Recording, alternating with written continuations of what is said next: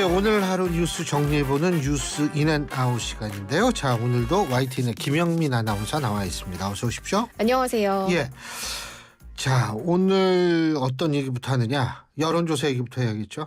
네, 윤석열 대통령의 지지율 살펴보도록 하겠습니다. 국정수행 지지도가 4주 만에 30%대로 하락했다라는 여론조사 결과가 오늘 발표됐는데요. 미디어 트리뷴이 리얼미터에 의뢰해서 지난 3월 6일부터 10일까지 닷새간 전국 18세 이상 유권자 2,508명을 대상으로 진행한 여론조사고요. 이 윤 대통령의 국정수행에 대한 긍정평가 전주보다 4.0%포인트 하락해서 38.9%로 집계됐습니다. 이 긍정평가가 리얼미터 여론조사를 기준으로 2월 셋째 주부터 3월 첫 번째 주까지 3주 연속으로 40%대를 계속해서 기록을 해왔습니다. 40.4, 40.4, 42.9까지 올라갔었는데 예. 이번에 좀 비교적 큰 폭으로 하락을 한 겁니다. 부정평가도 좀 크게 올랐는데요. 지난 조사보다 5.7%포인트 올라서 58.9% 기록했습니다. 부정평가도 2월 둘째 주에 60.3%를 찍은 뒤에 계속해서 내림세를 보여왔는데 직전 조사에서 53.2%까지 떨어졌다가 다시 급등한 겁니다. 거의 대부분 지역에서 윤 대통령의 국정수행 부정적으로 바라봤고요. 연령대별로 살펴봐도 70대 이상, 60대를 제외한 나머지 전 연령대에서 부정평가가 더 높게 나타났습니다. 이번에 꽤 큰 폭으로 하락을 했는데요. 예. 이 배경 어디에 있다고 보시는지 뉴스인 부탁드립니다. 예, 일단 제가 좀 말씀드리고 싶은 것이 이 지금 리얼미터 미디어 트리뷴 여론조사는 오차 범위가 95% 신뢰 수준의 플러스 마이너스 2.0%포인트입니다. 이 얘기는 무슨 얘기냐면 4%가 하락했다라는 거는 오차 범위에 딱 걸리는 거거든요. 이거는 하락했다라고 얘기할 수 있습니다. 네. 이건 하락했다고 얘기할 수 있는데 저는 사실 이런 생각이 들어요. 지금 리얼미터 여론조사를 보면은 2월 둘째 주에 그 윤 대통령 지지율이 36.9%였었거든요. 네. 그리고 지금 3월 둘째 주에 38.9%. 그런데 제가 이 말씀 왜 드리냐면 리얼미터하고 미디어 트리뷴은 일반적으로 대통령의 지지율이 굉장히 다른 여론조사보다 높게 나왔어요. 그렇군요. 예. 예를 들면은 한국갤럽 여론조사를 보면은 한국갤럽도 이제 정기적으로 발표하지 않습니까? 네, 그렇습니다. 한국갤럽 매주마다 발표하는데 한국갤럽은 윤석열 대통령 지지율이 1월 첫째 주부터 따져도 제일 높은 지지율이 37%였었어요. 그렇군요. 그리고 한국갤럽 여론조사 지난주에 했던 것 잠시 2023년 3월 8일부터 9일까지 조사했고요. 만 18세 이상 1,002명을 대상으로 조사한 자체 여론조사입니다. 그렇습니다. 이 조사를 보면은 2%포인트 빠졌어요. 네, 그래서 근데 오늘 34% 기록했었죠. 그렇죠. 근데 리얼미터 여론조사는 지금 4%포인트 빠진 거 아니에요? 네. 이 얘기는 두 여론조사를 합하면 어쨌든 윤석열 대통령의 지지율이 오르는 추세, 상승 추세는 아니다. 특히 이제 우리가 오차 범위를 항상 생각해야 되는데 그걸 빼고 얘기를 하면 이게 좀 그런데 네. 상승 추세는 아니다라는 건 분명히 말씀드릴 수 있을 것 같아요. 그럼 왜 상승 추세가 아니냐? 뭐 많은 분들이 다 아시겠지만 뭐죠? 강제징용 배상안. 예. 그것 때문에 그럴 것이다. 저도 뭐 그런 영향이 있을 거라고 봐요. 근데 그 영향이라고 제가 있을 것이라고 보는 이유, 이렇게 좀 어중간하게 말씀드리는 이유는 왜 그러냐 하면 제가 지금 말씀드린 한국갤럽 여론조사에서 일제 강제동원 피해 제3자 변제 방안을 보면 반대가 59%, 60% 가까웠거든요. 그러면 이 정도로 60%가 압도적으로 반대를 하는 건데 네. 대통령 지지율은 2%포인트밖에 빠지지 않았다? 생각보다 적은 수치라는 거네요. 거죠. 그래서 이런 이유 상승하는 것은 아닌데 이것도 하여간 영향을 줬을 수는 있다라고 제가 말씀드리는 이유는 바로 그거고요.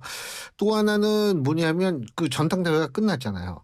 근데 이번 전당대회는 다른 전당대회하고 좀 다른 점이 있습니다. 어떤 뭐가 점이죠? 다른 게 있냐면 모든 전당대회, 모든 정당의 모든 정당대회는 다 싸워요. 예?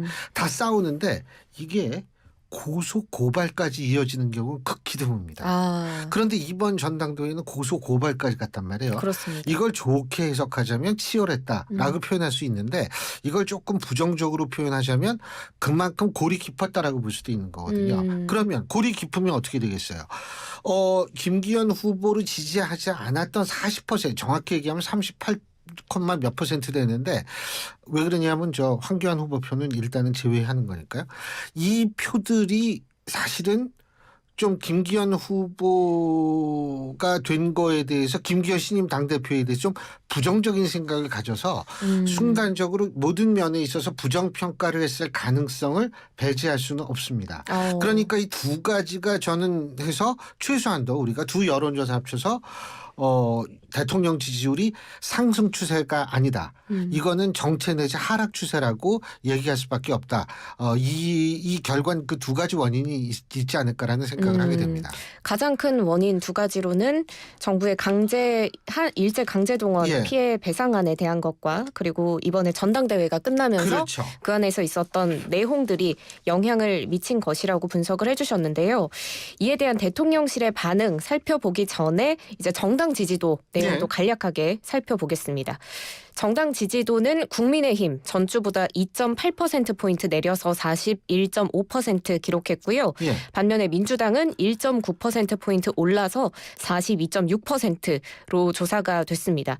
직전 조사에서는 국민의힘이 민주당을 앞섰는데 이번에는 민주당이 다시 국민의힘을 앞섰습니다. 그런데 예. 오차범위 내에서 이제 엎치락 뒤치락 계속 하고 있는 것 같아요. 그 부분을 제가 잠깐 말씀드릴게요. 네. 이 지금 정기 여론조사를 하는 곳이 세 곳입니다. 제가 지금 방금 말씀드린 한국 갤럽이 있고요. 네. 또 하나는 전국 지표 조사를 하는 그 4개의 여론조사 기관이 합동을 하는 거 NBS 여론조사가 있고 그건 2주마다 한 번 합니다. 이번에 아마 나올 거예요. 이번 목요일 날. 그리고 또 하나는 지금 말씀하신 리얼미터 미디어 트리뷴의 조사. 이 세 가지가 있는데 이 중에서 NBS 여론조사하고 한국 갤럽의 여론조사 같은 경우에는 이게 이 2월 달부터 그러니까 그 2월 죄송합니다. 1월 셋째 주부터 이게 계속 국민의힘이 민주당을 앞서왔어요. 예? 이 NBS하고 한국갤럽 조사는 NBS는 2월 달부터고요. 그런데 리얼미터하고 미디어 트리뷴의 여론조사를 보면은 뭐가 다르냐 하면 민주당이 항상 우위에 있다가 이게 3월 첫째 주에 좀 뒤집어졌다가 이번에 다시 민주당 우위로 돌아서는 이런 패턴을 보이는 거거든요. 네. 실제로 12월 넷째 주부터 쭉 보면 국민의힘이 우위였던 것이 2월 셋째 주하고 3월 첫째 주밖에 없어요. 나머지는 전부 민주당이 우위입니다. 그런데 NBS 조사하고 한국갤럽 조사는 뭐냐 하면 쭉 2월 달부터 거의 두 개 다 국민의힘이 계속 앞섰어요. 민주당보다. 약간 차이가 있는 그러니까 결과네요. 두 개 차이가 있는데 그 차이는 전 여러 가지가 뭐가 있다고 보냐면 하나는 전화 면접이고 하나는 ARS 여론조사거든요. 근데 뭐 누군 ARS가 더 정확하다, 누군 전화 면접이 정확하다 이러는데 저는 둘 다 정확하다고 봐요. 왜 그러냐 하면 ARS는 쉽게 얘기한다면 이 기계로 하는 거 아니에요? 네. 그 전화 받아 보셨어요? 받지 않습니다. 받지 않죠. 대부분 다 네. 받지 않고 기계의 음이 나오면 사람들이 다 끊어버려요. 그렇습니다. 그런데 이거를 끝까지 응답하는 분들은 그만큼 굉장히 지지층일 것이다. 그만큼 정치 고관여층이에요. 그러니까 정치에 관심이 아주 많은 분들이에요. 네. 그렇기 때문에 이 ARS 여론조사는 저는 뭐라고 생각하냐면 선거에 임박해서는 굉장히 더 잘 맞습니다. 왜냐하면 정치 고관여층은 비가 오나 눈이 오나 투표장에 꼭 가시는 분들이거든요. 그러니까 이 잘 맞고 일반적인 상황에서는 글쎄요 그 전화 면접 조사도 못지않게 잘 맞는다라고 생각을 하는데 제가 볼 때는 어느 정도 그러니까 정치 고관여층 그리고 어느 정도 이 정당에 상당한 지지를 보내는 사람이 응답을 하는 게 ARS고 이쪽은 전화 면접이라서 제가 볼 땐 거기에서 차이가 나는 것 같아요. 그렇군요. 이런 자세한 행간까지 짚어주셨는데요. 이번에는 이번 떨어진 지지율에 대한 대통령실의 반응을 좀 살펴볼게요. 생각보다 담담한 모습이에요. 한 대통령실의 핵심 관계자는 윤 대통령이 직접적으로 이에 대해서 언급한 걸 듣지는 못했다고 했지만 한일 관계 개선을 위해서 이 정도는 감수하기로 하고 내린 결단이 아닌가 이렇게 반문을 했는데요. 박정희 전 대통령이 경부고속도로 건설할 때, 그리고 김대중 전 대통령이 오부치게이조 전 일본 총리와 손잡았을 때도 국민적 지탄이 있었다. 그렇기 때문에 큰 리더들이 감당했던 역사적 결단과 이번 배상안도 맥을 같이 한다라고 강조했습니다. 그러니까 뭐 당장은 비판을 받을 수 있지만 글로벌 복합 위기인 현재 상황을 돌파한 유일한 길이고, 지금의 기조를 이어나가다 보면 나중에 국민들로부터 어떤 새롭게 평가받을 수도 있다라는 건데요. 그리고 뭐 대통령실에서는 앞서 앵커께도 얘기하셨던 것처럼 국민의힘 전당대회가 끝난 것도 지지율에 어느 정도 영향을 미쳤을 거라는 해석도 했습니다. 자, 그래서 대통령실은 곧 있을 한미 정상회담, 그리고 5월에 있을 한미일 정상회담을 거치면 지지율이 다시 반등할 수도 있다라는 전망을 내놓고 있는데요. 이 의견 어떻게 보시는지 뉴스인 해주세요. 죄송합니다. 이 한미 정상회담, 한일 정상회담 지금 이런 것들이 남았잖아요. 그런데 제가 지금 방금 한국갤럽 여론조사에서도 말씀드렸지만 60%가 사실 반대하고 있는 거예요. 그러면은 뭐 윤 대통령이 본인이 책임진다 뭐 이렇게 얘기를 하지만, 그리고 이게 항상 대통령들이요 지지율에 연연하지 않는다라는 얘기들을 많이 합니다. 네. 일희일비하지 않는다. 근데 사실은 일희일비할 수밖에 없어요. 왜 그러냐면 대통령이 지지율이 어느 정도 나와야지 자신들이 추진하고자 하는 정책을 강력하게 추진할 수 있거든요. 다시 말해서 지지율은 이 정책 추진의 원동력이라고 얘기를 할 수가 있는 건데, 그런 차원에서 아마 제가 볼 때에는 신경은 좀 쓰일 겁니다. 근데 가장 중요한 것은, 그렇다면 뭘로 보여줘야 되냐면 결과를 보여줘야 되거든요. 그러니까 한일 정상회담에서 우리가 어떤 것을 가지고 오고, 한미 정상회담에서 우리가 어떤 우리의 이득에 있는 것을 가지고 오느냐, 이것을 좀 갖고 와야 되는데, 제가 예를 들면은 3월 8일 날 지금 보도가 됐던 그 여론조사 한 가지를 말씀을 드릴게요. 매일경제신문이 리얼미터에 의뢰해서 3월 7일 8일 양일간 전국 성인 남녀 1,006명을 대상으로 한 여론조사를 보면 한일 관계 개선 필요한가, 이런 조사가 문항이 있어요. 네. 필요하다가 67%였어요. 그렇다면 이 67%가 또 필요하다고 생각하지만 또 그만한 숫자가 한일 이거 잘못됐다고, 강제징용 배상 잘못됐다고 생각하는 거 아니겠어요? 그렇기 때문에 이 어떤 면에 있어서 조금 이율 배반적인 두 가지를 잘 다독이기 위해서는 가시적인 결과가 있어야겠죠. 그런데 지금 우리나라 기업들이 17일인가요? 일본 경단련하고 이제 만나가지고 얘기를 한다는 거예요. 거기서 일단 어떤 결과가 나오는지. 그리고 일본 사실 이게 뭐냐면 안보하고 경제거든요. 그래서 네. 경제적인 측면은 이제 거기서 무슨 결과가 나오는지를 봐야겠죠. 다음 소식으로 넘어가 볼까요? 그렇죠. 네. 다음 소식 살펴보시죠.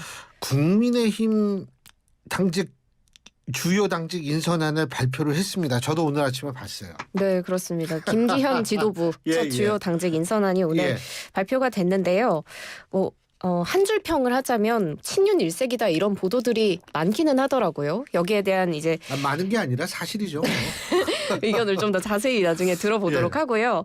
짧게 살펴보면 먼저 사무총장, 당의 살림을 책임지는 실질적으로 중요한 자리인데요. 그 친윤 핵심인 장제원 의원도 백의종군을 선언하면서 맞지 않겠다고 언급한 자리가 바로 이 사무총장 자리입니다. 여기에 당내 친윤계 핵심 인사인 재선의 이철규 의원 임명됐고요. 사무총장을 보좌하는 전략기획부총장, 그리고 조직부총장에도 각각 박성민 의원, 배현진 의원이 임명됐습니다. 대변인단 살펴보면 수석 대변인에는 초선의 유상범 의원과 강민국 의원, 그리고 대변인에는 김예령 전 대선 중앙선거대책위원회 대변인, 그리고 윤희석 전 서울 강동갑 당협위원장, 김민수 전 경기 성남시 분당구을 당협위원장으로 결정됐습니다. 김민수 전 당협위원장은 그 나경원 캠프에서 활동한 인사이기도 합니다. 당 대표 비서실장에는 초선의 구작은 의원이 임명이 됐고요.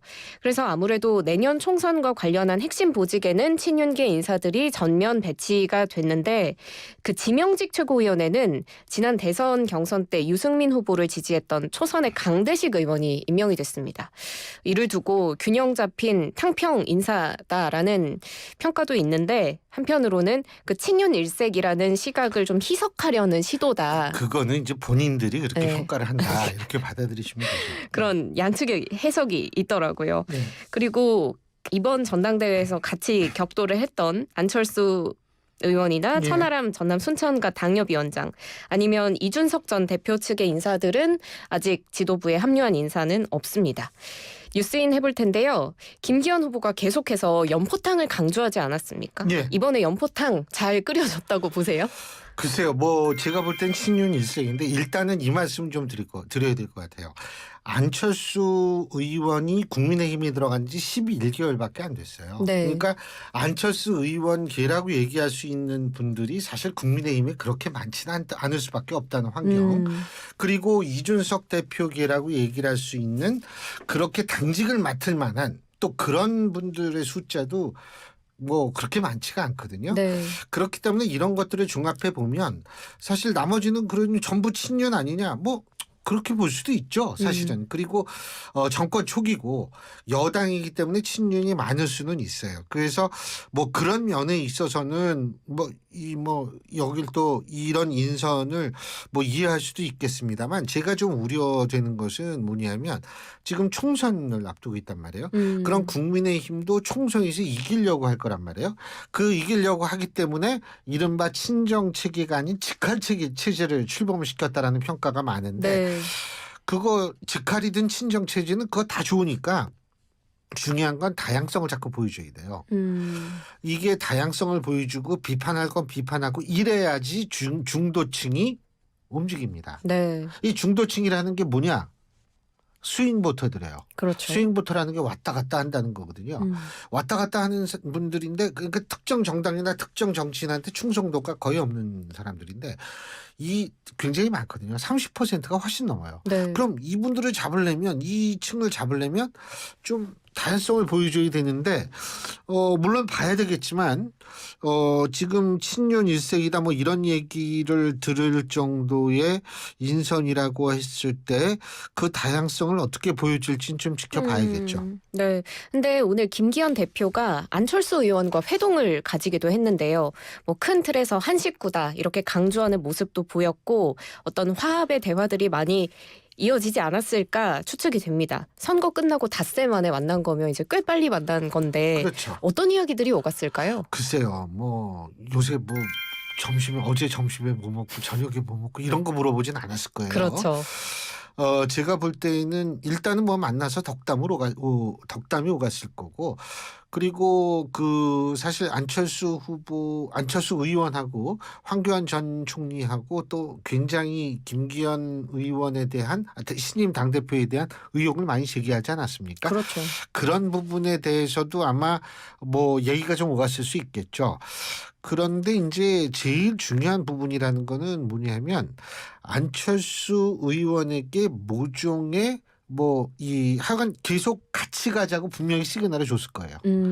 왜 그러냐면 안철수 의원이 국민의힘에서 가장 중도적인 이미지를 가지고 있는 의원이자 정치인이자 동시에 인지도도 높은 정치인이거든요. 네. 이렇게 인지도도 높고 중도적 이미지를 갖고 있는 정치인이 많지 않기 때문에 총선을 앞두고는 안철수 의원이 모종의 역할을 할 수밖에 없는 상황이라고 저는 개인적으로 판단하고 있기 때문에 당연히 이제 끌어들이려고 생각을 할 겁니다. 단 이준석 전 대표 같은 경우엔 지금 신임 지도부가 굉장히 강한 그 날선 진짜 이 비판을 하고 있지 않습니까? 왜 그러냐 하면 실제로 이번 선거 구도를 어떻게 짜야 하는가. 다시 말해서 지난번처럼 세대 포이론이라든지 이러한 것으로 갈 것인지 아니면 중도 보수 진보라는 어떤 그러한 쪽으로 추진할 것인지 여기에 대한 판단이 대충 섰기 때문에 세대 포이론보다는 아마 후자 쪽을 선택한 것은 아닌가라는 전 개인적으로 추측을 하고 있기 때문에 안철수 의원에 대한 어떤 그런 언급을 했을 거라는 생각이 듭니다. 네. 자, 이번에는 한일 강제 아까 우리가 잠깐 얘기했던 강제징용 배상안 문제 얘기해 보죠. 민주당은 굉장히 비판 수위를 높이고 있어요. 네, 그렇습니다. 이재명 대표가 오늘 국회에서 열린 최고위원 회의에서 한 발언인데요. 윤석열 대통령이 우리 외교사 최대 굴욕인 이번 배상안을 미래를 위한 결단이자 국민에게 약속한 공약이라고 강변했다라면서 국민의 자존심을 짓밟는 일본의 멸시가 대통령의 공약이었는지 묻고 싶다라고 비판했습니다. 그래서 정부의 굴욕적인 배상안이 일본의 통절한 사죄와 반성에 기초했던 김대중 오부지 선언이 아니라 돈 몇 푼의 과거사를 팔아넘겼던 김종필 오히라 야합의 재판이라면서 부끄러워해야 한다라고 말했는데요. 그리고 고민정 최고위원의 한 발언도 살펴보면 이번 한일 정상회담은 일본이 하자는 대로 다 내주고 그것도 모자라 조공을 바치러 가는 명나라 시대 조선 왕의 모습처럼 비굴해 보인다. 그러니까 조공 외교라는 말이 나오는 거다라고 강하게 비판했습니다.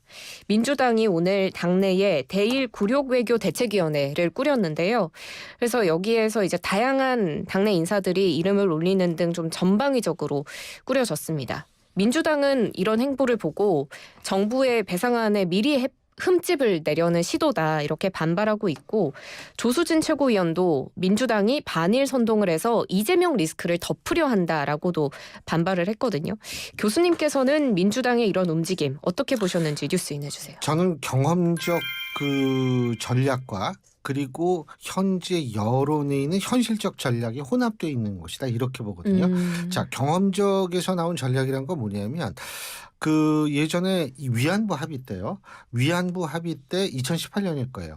그때 이재명 당시 이 시장이 굉장히 이 위안부 합의를 날카롭게 비판하면서 이른바 사이다라는 그 별칭을 이때 거의 이 완전히 자기 것으로 만든 그런 기억이 있을 거란 말이에요.